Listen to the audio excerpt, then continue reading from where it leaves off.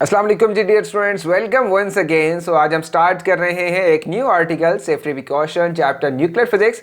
याद रहे स्टूडेंट्स, इस छोटे से आर्टिकल का आपने एक कॉमन सेंस बेस अप्रोच लगानी है, जिसमें आपने ये सीखना है कि किस तरह से डिफरेंट मटेरियल से निकलने वाली रेडिएशंस को किस तरह आप टैकल कर सकते हैं और किस तरह प्रिकॉशंस को अप्लाई करके आप उनके साइड इफेक्ट से बच सकते हैं। सो हम स्टार्ट कर रहे हैं फर्स्ट पॉइंट से, which says that always place the radiation source in the lead box as all the radiation are highly ionizing and may cause cancer. Students, याद रहे स्टूडेंट, जो साइंटिस्ट एटॉमिक लैब्स वगैरह में काम कर रहे होते हैं, इनके हर कुछ डेज या कुछ मंथ्स बाद या कुछ वीक कह लें, इनकी बॉडी का एक ट्रीटमेंट होता है जिससे ये एक्यूमुलेट किया जाता है कि इनकी बॉडी ने कितनी रेडिएशन की डोजेस को एब्जॉर्ब कर लिया है। अगर वो जो एब्जॉर्ब डोजेस हैं न्यूक्लियर रेडिएशंस की, जो उनकी बॉडी ने एब्जॉर्ब कर ली हैं स्टूडेंट्स, अगर वो एक लिमिट से ज़्यादा हो जाए या एक लिमिट को अप्रोच कर रही हो, तो उनको उस लैब से किसी और वर्किंग में लगा दिया जाता है और उनकी जगह कुछ न्यू साइंटिस्ट को रिप्लेस कर लिया जाता है। स्टूडेंट, ठीक हो गया?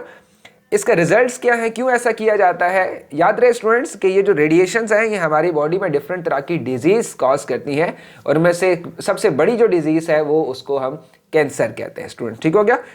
सो बेटा, हमेशा रेडिएशन को या रेडिएशन सोर्स या रेडिएशन सैंपल्स आप जो भी यूज़ कर रहे हो उनको एक प्रॉपर बनाए हुए सूटेबल बॉक्स में इनक्लोज करना है आपने, जो कि अमूमन लेड बॉक्स होता है।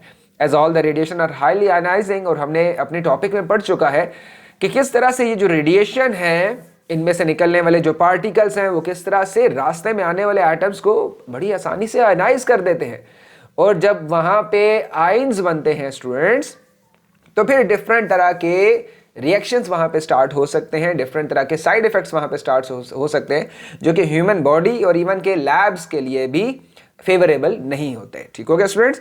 Never direct the opening of the lead box to yourself and always stand behind the shields। तो ये आप ऑब्वियसली समझ गए होंगे कि डिफरेंट तरह की हम शील्ड्स यूज़ कर सकते हैं, डिफरेंट तरह के uniform, special design uniform use कर सकते हैं जो कि रेडिएशंस को एब्जॉर्ब ना कर सके या रेडिएशन को पास ना होने दे सकें। सो डिफरेंट तरह के इस प्रिकॉशंस को यूज़ करके हम कुछ ना कुछ अपनी सेफ्टी के लिए वर्कआउट कर सकते हैं। If the experiment is long then divide the time between the partners to take the reading. एक बड़े मज़े की मुझे एक साइंटिस्ट की बात याद है कि उन्होंने मुझे थर्मल फिजिक्स पढ़ाई और मटेरियल थर्मोडायनामिक्स स्टूडेंट्स पढ़ाई और मैकेनिकल बिहेवियर ऑफ मटेरियल्स में मुझे पढ़ाया। वो बताते हैं कि जब वो एटॉमिक लैब में काम करते थे तो यहाँ तक लिमिट एक्सीड हो जाती थी कि कभी कभी वर्किंग के लिए या प्रॉपर एक्सपेरिमेंटेशन के लिए स्टूडेंट्स उनको 7 to 8 आवर्स लैब में लगातार काम करना पड़ता था, और इवन के उनको वॉशरूम जाने की भी स्टूडेंट्स इजाज़त नहीं होती थी। तो गैस कीजिए कि ना उन्होंने ब्रेकफास्ट किया, ना कुछ चाय पी, और बगैर कुछ चाय पिए वो लगातार इतनी देर तक काम करते हैं लैब्स में। सो प्रॉपर एक सिस्टम होता है जिस सिस्टम को फॉलो करके इन्होंने लैब्स में काम करना होता है। डिफरेंट प्रिकॉशंस होती हैं जो इनको हर हाल में फुलफिल करनी होती हैं। Okay students, the weak source use at school should always be. ये 3 पॉइंट्स हैं स्टूडेंट्स। मैं अपनी स्क्रीन को रिप्लेस कर देता हूँ ताकि आपको समझने में आसानी हो। ये पीछे 3 पॉइंट्स क्या लिखे हैं। सो the first point is students lifted with the forceps. अगर आपको कुछ सैम्पल्स, जैसे फिजिक्स में अगर आप लोग आगे स्टडी करें तो आपको न्यूक्लियर फिजिक्स के किसी न किसी सब्जेक्ट में डिफरेंट एक्सपेरिमेंटेशन करनी पड़ जाती है, जहाँ पे आप छोटे छोटे न्यूक्लियर सैंपल्स, कोबाल्ट हो गया, इस किस्म के सैंपल्स जो कि ज़्यादा रेडियो एक्टिव नहीं होते, उनको आप यूज़ करते हैं गाइगर मूलर काउंटर में बैकग्राउंड रेडिएशन फाइंड आउट करने के लिए। सो स्टूडेंट्स, जब भी उन सैंपल्स को हमने पिक करना है तो हम कोशिश करें कि फोर्सेप्स यूज़ करें, ऐसी चीज़ें यूज़ करें जो कि प्रॉपर उनका छोटा सा एक बॉक्स के अंदर छोटे छोटे इंस्ट्रूमेंट से दिए गए होते हैं, जो कि लिफ्ट करने में बड़ी आसानी देते हैं आपको। ठीक है? Held away from the eyes and kept in their boxes when not in use. तो ये चीज़ें हमने डिस्कस कर ली है स्टूडेंट्स। बस 3-4 चीज़ें आप लोगों ने जहन में रख लेना है ताकि आपको समझने में आसानी हो जाए। नेक्स्ट स्टूडेंट्स, हम मूव कर रहे हैं रेडियो एक्टिविटी के यूजेस पे, और आपने, आई होप सो कि अगर आपने पूरा चैप्टर पढ़ लिया तो आपको हर जगह यही लगा होगा कि ये तो एक तबाही है हमारे लिए रेडिएशन। हम हर जगह इसको यूज़ तो कर रहे हैं। जैसे आपने फिजन रिएक्शन पढ़ा तो आपने देखा जी वो एटॉमिक बॉम्ब में यूज़ हो रहा है, फिर आपने न्यूक्लियर रिएक्टर्स में देखा कि वो इलेक्ट्रिसिटी जनरेट भी कर रहा है। तो परेशान ना होइए, अभी हम देखते हैं कि किस तरह से ये जो रेडिएशन है स्टूडेंट्स, ये हमारे लिए डेली लाइफ में किस तरह से काम आ रही है, और 3-4 तरह की हम एप्लीकेशन जो है वो थोड़ा सा डीपली उसको अंडरस्टैंड कर लेते हैं कि किस तरह से ये रेडिएशन हमारे लिए हेल्पफुल है। जी स्टूडेंट्स, सबसे पहले कैंसर ट्रीटमेंट है, रेडिएशन एज ट्रेसर्स है, radiation are used to kill bacteria, smoke detector to control the thickness of the paper in the manufacturing mills and carbon dating student. तो ये चीज़ हम डिस्कस नहीं करेंगे, हमारे सिलेबस में नहीं है। कोशिश करते हैं हम पहली 5 चीज़ों को या पहली 4 चीज़ों को हम थोड़ा सा डिटेल से डिस्कस कर लेते हैं, ताकि अगर एग्जाम्स पॉइंट ऑफ व्यू से कुछ क्वेश्चन आ जाएं तो आपको मुश्किल ना हो स्टूडेंट्स। अब बेटा रेडिएशन एज अ ट्रेसर्स कहते हैं ट्रेस करने वाले को, फाइंड आउट करने वाले को। इसका मतलब है हम रेडिएशन को स्टूडेंट्स यूज कर रहे हैं कुछ फाइंड आउट करने के लिए। अब बेटा देखो क्या फाइंड आउट करना है। ट्रेसर्स में सबसे पहले चीज हम क्या यूज कर रहे हैं, इसकी एप्लीकेशन कुछ इस तरह है कि जिस तरह से आपने देखा होगा कि डिफरेंट कॉलोनीज में जो वाटर पाइप का सिस्टम है वो बेसिकली अंडरग्राउंड होता है, और नीचे से ही बड़े बड़े पाइप्स लगे होते हैं जो कि एक जगह से वाटर को ट्रांसपोर्ट कर रहे होते हैं दूसरी जगह तक। ठीक हो गया बेटा।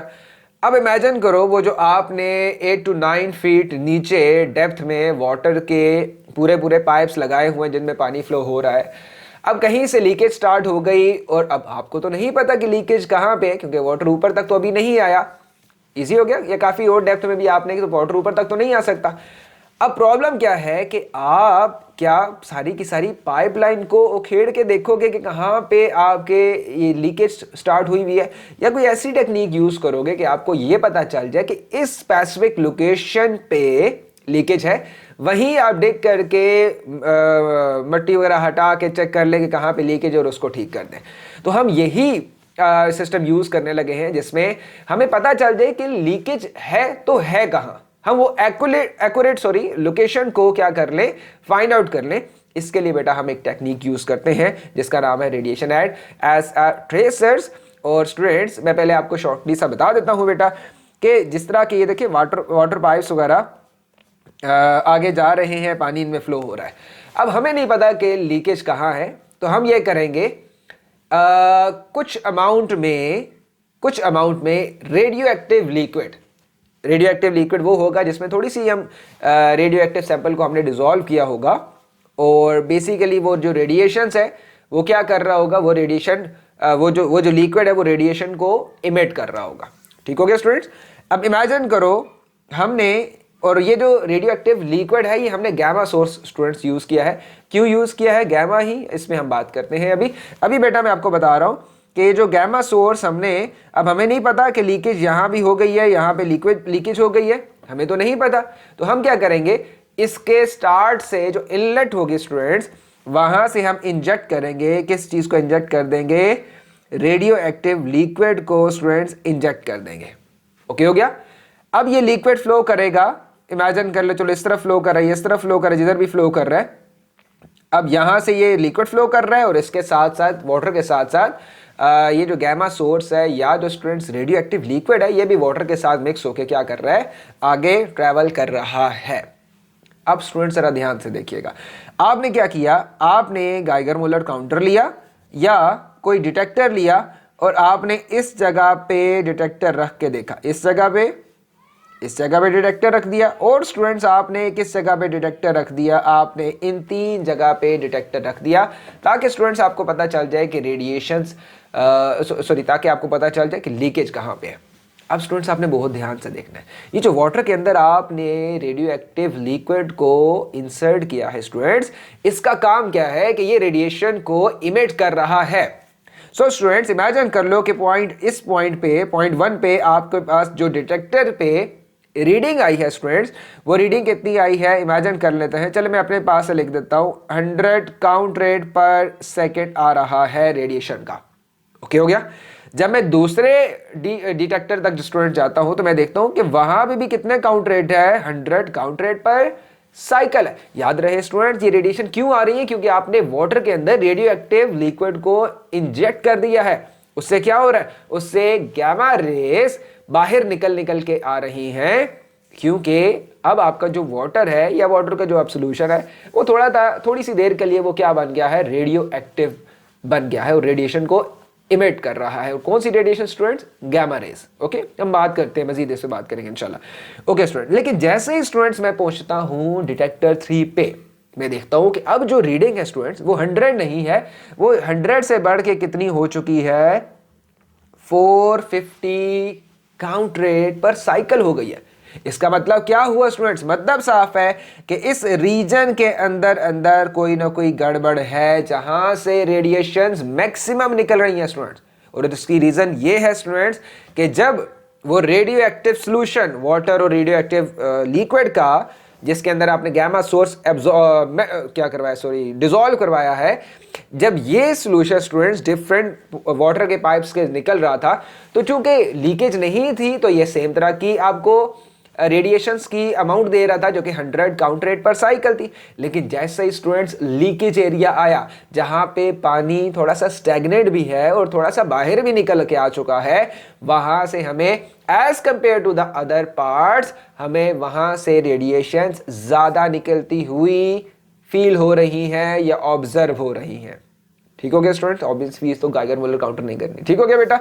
सो उस पॉइंट पे गाइगर मुलर काउंटर ने आपको मैक्सिमम रेडिएशंस दी हैं एब्जॉर्ब करके, डिटेक्ट करके स्टूडेंट, जहां पे लीकेज है। क्यों? क्योंकि वहां पे वाटर स्टैग्नेंट हो गया है, पानी खड़ा हुआ है साइडों पे, कुछ बाहर निकल रहा है, तो वहां पे पानी की कुछ अमाउंट इकट्ठी हो जाएगी ना, तो उस जगह से जो रेडिएशन स्टूडेंट्स बाहर निकलेंगी वो as compare to the other parts वहां से ज्यादा बाहर निकलेंगे। सो आप फौरन डिटेक्ट कर लोगे कि यहाँ पे कुछ गड़बड़ है।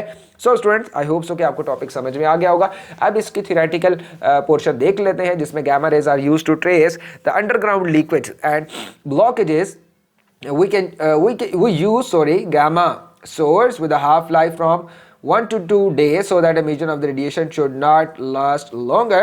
The radioactive liquid is mixed in water through the inlet.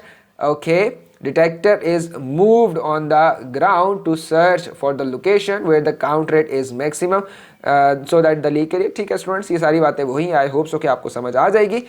अब इसमें एक बात ये है कि हमने हमने अल्फा रेस क्यों नहीं यूज़ की, या अल्फा सैंपल क्यों नहीं यूज़ किया, कि जो अल्फा ऐसा सैंपल क्यों नहीं यूज़ किया जो कि अल्फा डिके करे, या ऐसा सैंपल क्यों नहीं यूज़ किया जो कि बीटा डिके करे स्टूडेंट्स? क्यों? क्योंकि इन दोनों सैंपल्स की जो कि अल्फा रेडिएशंस प्रोड्यूस कर रहे हैं या बीटा रेडिएशन या beta particle alpha particles produce कर रहे हैं, इनकी इतनी रेंज नहीं है स्टूडेंट्स और इतनी ज़्यादा पेनिट्रेशन एबिलिटी नहीं है कि ये वाटर पाइप को क्रॉस करके बाहर आपके डिटेक्टर तक आ सके। So the first reason is we have to use the gamma source just because due to its good penetration power and the range as well. Okay हो गया?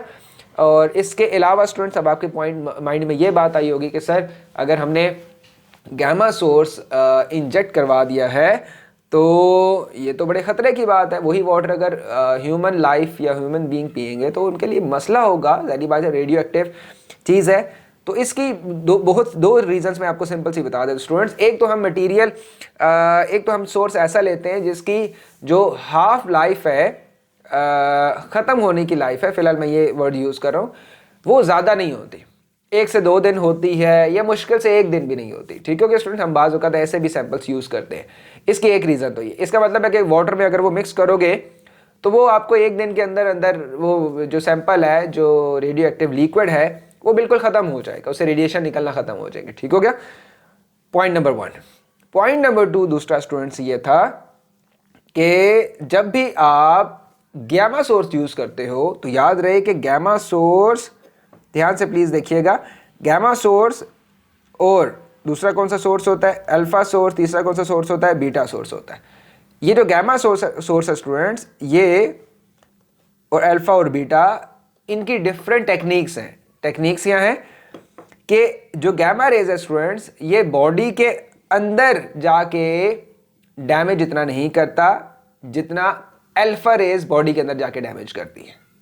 ठीक हो गया? इसी तरह मैं, अब ये बात थोड़ी सी मुश्किल लगी होगी आपको, लेकिन इसको थोड़ा सा समझ लीजिएगा कि इन जो पार्टिकल्स हैं इनकी डिफरेंट टेक्निक्स हैं। टेक्निक्स यहाँ हैं, मैं एक मिनट शेयर कर देता हूँ वो स्क्रीन ताकि आपको ये समझने में आसानी हो जाए। ये पॉइंट है, इसको समझ आ जाए तो वेल एंड गुड, नहीं समझ आए तो इसको ज़रा देख लीजिएगा मैं 1 मिनट स्क्रीन शेयर कर देता हूँ, शायद 2-3 पॉइंट्स पहले मैंने आपको बताए हों या ना बताए हों, ताकि आपके लिए हेल्पफुल हो जाए, ठीक है। ओके, ये हमने पढ़ा था जी स्टूडेंट्स, अल्फा बीटा में आ गए। ओके,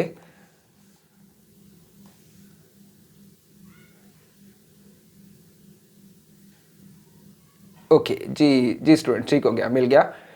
अच्छा बेटा, अब इसको स्क्रीन को मैं शेयर कर देता हूँ। कहाँ गए शेयर का option, Windows share,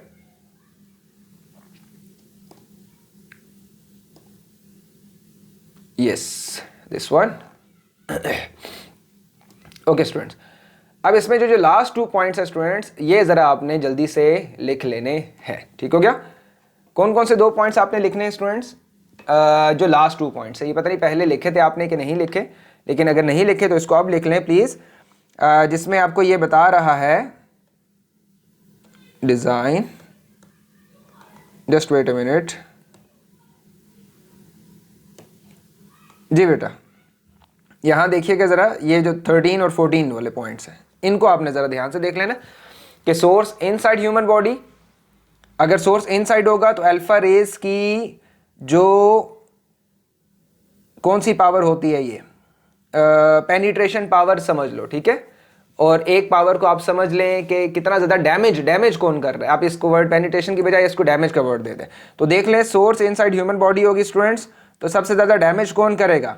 alpha race करेगा। फिर उसके बाद मीडियम, और सबसे कम डैमेज करेगा कौन सी रेस स्टूडेंट्स? गैमा रेस, अगर वो बॉडी के अंदर इंसर्ट हो गई। सॉरी बेटा, थोड़ा सा गैप आ गया, मैं स्क्रीन शेयर कर रहा था, इसको जरा आप ध्यान से देख लीजिएगा कि जब भी सोर्स इनसाइड ह्यूमन बॉडी होगा स्टूडेंट्स, अगर इमेजिन करो आपकी बॉडी के अंदर अल्फा रेस कुछ चली गई, कुछ बीटा रेस चली गई और कुछ गामा रेस चली गई, कोई alpha particle, beta particle, gamma rays चली गई, ठीक है।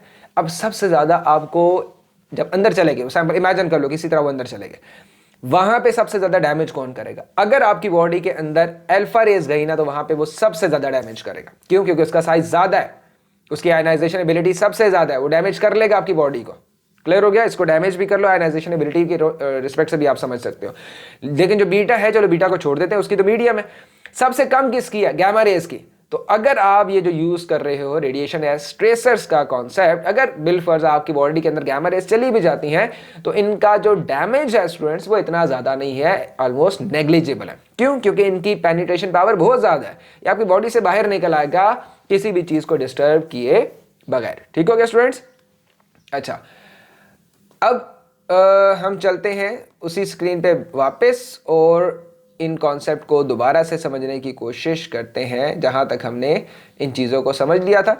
तो मेरे ख्याल से स्टूडेंट्स इस लेक्चर को हम यहीं तक रखते हैं। आई होप सो कि ये चीज़ समझ आ गई होगी। कुछ 1-2 पॉइंट्स है वो देख लीजिएगा कि इनसाइड जब ह्यूमन बॉडी होगा तो इसका जो डैमेज होगा वो सबसे लीस्ट होगा और इसका स्टूडेंट्स क्या होगा? सबसे मैक्सिमम होगा। सॉरी अल्फा का सबसे क्या होगा स्टूडेंट्स? मैक्सिमम होगा और बीटा का मीडियम होगा। चलो बीटा की अभी बात भी नहीं हम कर रहे, इसलिए अल्फा हम यूज नहीं करते। इसकी एक रीजन ये भी है कि जब इनसाइड बॉडी होगा तो सबसे ज्यादा डैमेज कौन करता है? अल्फा करता है। देन आपके पास कौन सा करेगा स्टूडेंट्स? जो गैमा है वो सबसे कम करेगा। ओके हो गया? तो ये एक कॉन्सेप्ट है, इसको देख लीजिएगा। आई होप सो ये चीज़ अंडरस्टैंड कर पाए होंगे। तो नेक्स्ट लेक्चर में बेटा हम स्टार्ट करते हैं न्यू आर्टिकल, जिसमें हम डिफरेंट तरह के यूजेस कुछ और स्टडी करते हैं। आई होप सो ये लेक्चर आपको समझ आया होगा। कोई चीज़ अगर कंफ्यूज कर रही है तो कमेंट सेक्शन में बता दीजिएगा। Thank you so much. अल्लाह हाफिज़।